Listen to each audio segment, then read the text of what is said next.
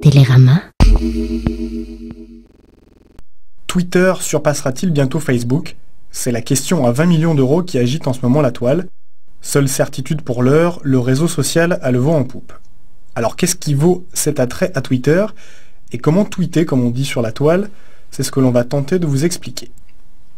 Twitter est un site de micro-blogging qui permet de publier des messages de la longueur d'un SMS environ, pour partager avec d'autres internautes une information, une photo,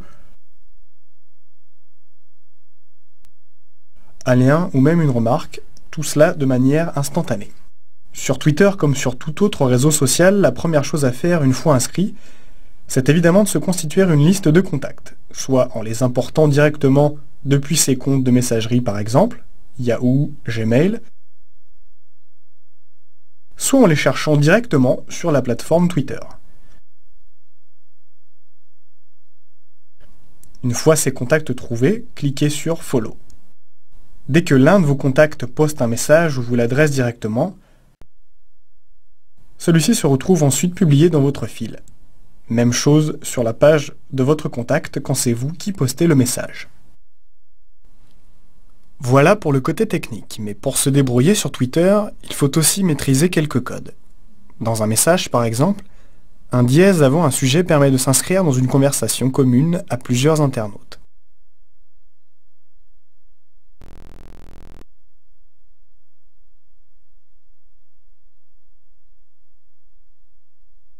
Quand dans un message, le arrobas précède le nom d'un contact, il s'agit d'une réponse à la personne en question.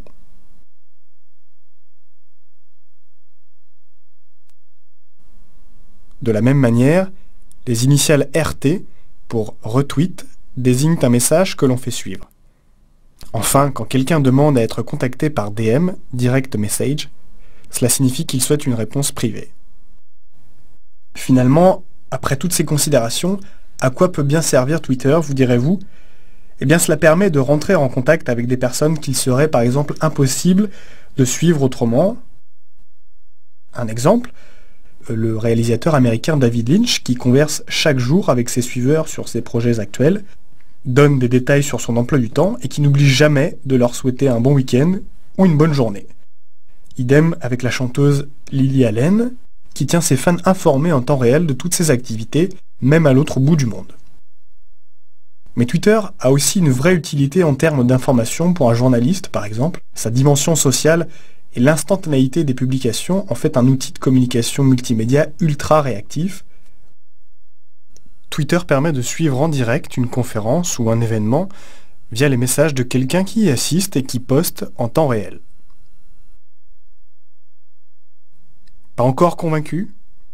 Sachez seulement qu'en 1935, les Anglais utilisaient déjà un système baptisé le Notificator. Installé dans les lieux publics, cette boîte, qui ressemblait à un distributeur de bonbons, permettait aux gens de laisser un bref message à quelqu'un qui passerait par là un peu plus tard. Un ancêtre de Twitter en somme, mais 75 ans avant. Et comme le dit la chanson... Ne